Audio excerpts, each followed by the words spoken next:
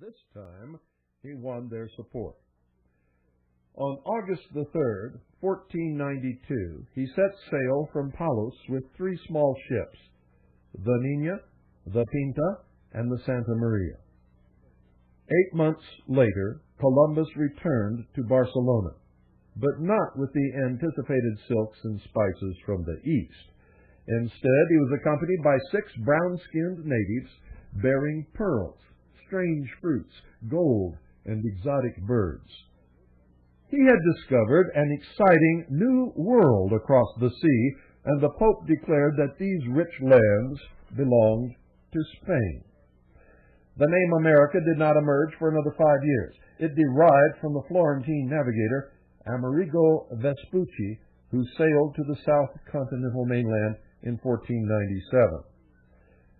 What is almost unknown in the world is that, representing Ferdinand and Isabella and the nation of Spain, Christopher Colombo should have planted the flag of Spain when he landed upon the first beach in his voyage. He should have claimed those lands for Spain, but he did not, ladies and gentlemen. He planted a white flag upon which was a green cross. Upon his return, Columbus related that he had landed on Watling Island, now San Salvador in the Bahamas. He had also visited Hispaniola, Haiti, and the Dominican Republic, and Cuba. Ferdinand and Isabella were delighted, and their hero was offered a seat at the Spanish court. His second voyage, 1493 to 1496, took him to Guadalupe, Antigua, Puerto Rico, and Jamaica. The third voyage of 1498 saw Columbus in Trinidad and on the mainland of South America. Then, in 1499, the colonists of Haiti revolted against his command. Consequently, a new Spanish governor was installed, and Columbus was shipped back to Europe in chains. His last voyage, in 1502 to 1504, concerned the coastal exploration of Honduras and Nicaragua. But despite his hour of glory, he died in poverty 2 years later at Valladolid, and Columbus was buried at Seville in 1542. His remains were eventually removed to Hispaniola. Now, this exciting piece of maritime history is well enough known, at least, by a lot of people. What is not so well known is the fact that the New World discovery was no accident. You see, Columbus was fully armed with detailed navigational charts before he set sail. He knew there was land there. He had maps that showed the land. They had been drawn up on previous Atlantic crossings and were vouched for at the Spanish court by John Drummond, whose grandfather had been to America in 1398.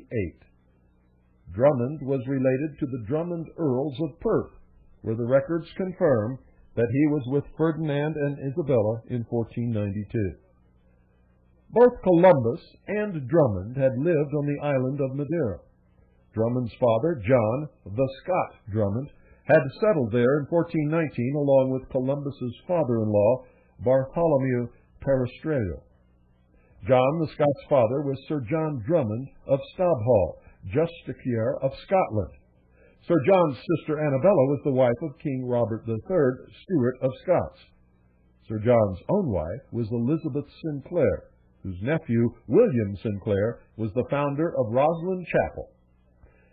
Elizabeth's father, Henry Sinclair, Baron of Roslyn, Earl of Orkney, led a successful transatlantic expedition nearly a century before Columbus, and even he was not the first. Henry Sinclair's Norse ancestors had explored the Atlantic as far back as the 10th century.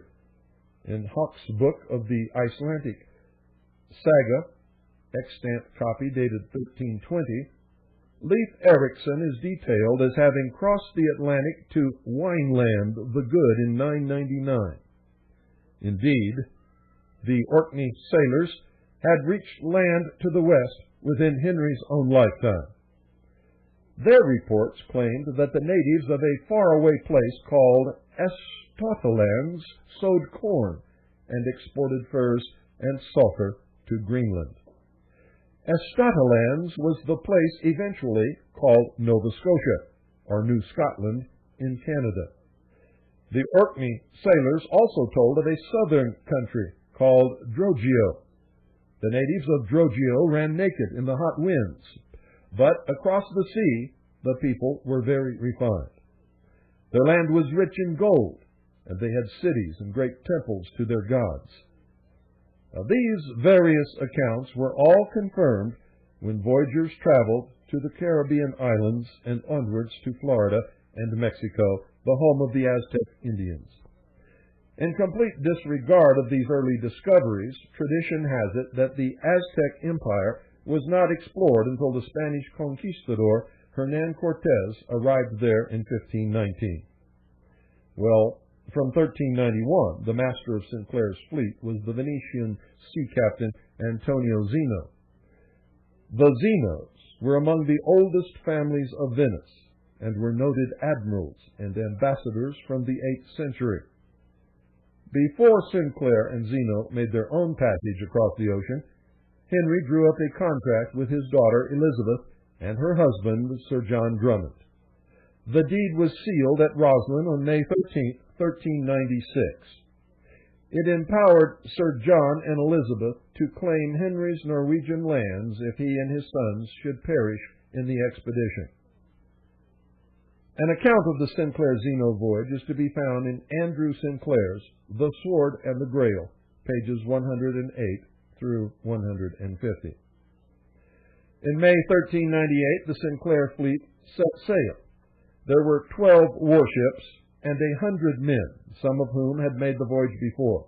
Their first port of call was Nova Scotia, where they landed at Cape Blomidon in the Bay of Fundy.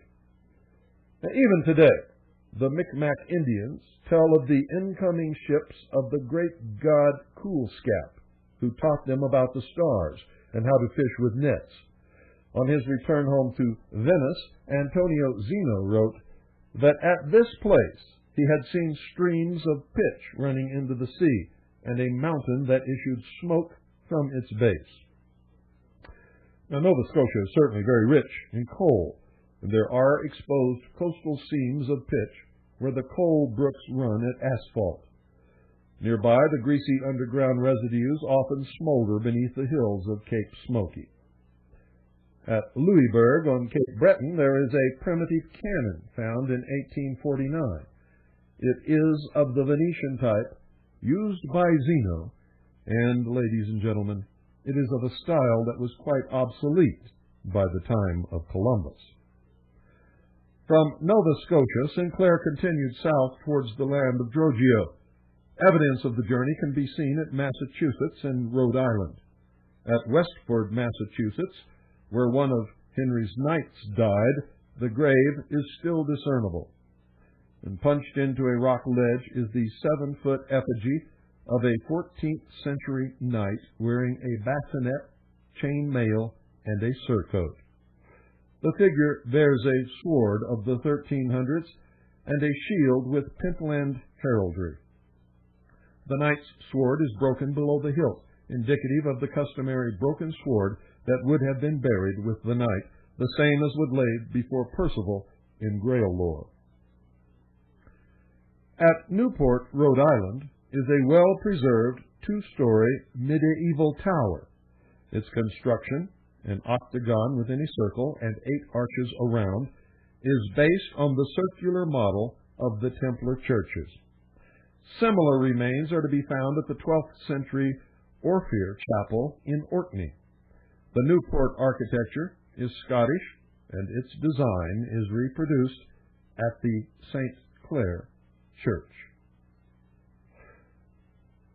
Corstorphine, where Henry Sinclair's daughter has her memorial. Rhode Island was not officially founded until 1636, but its founding was no chance event. At the Public Records Office in London, a text dated 4 years earlier describes the round stone tower at Newport.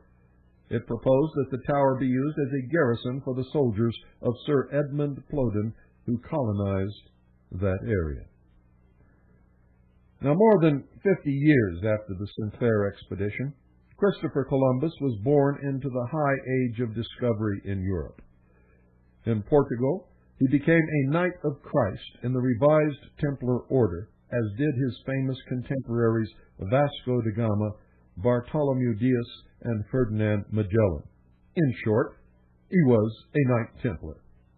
He also belonged to the Order of the Crescent, founded by René d'Anjou, also known as the Order of the Ship.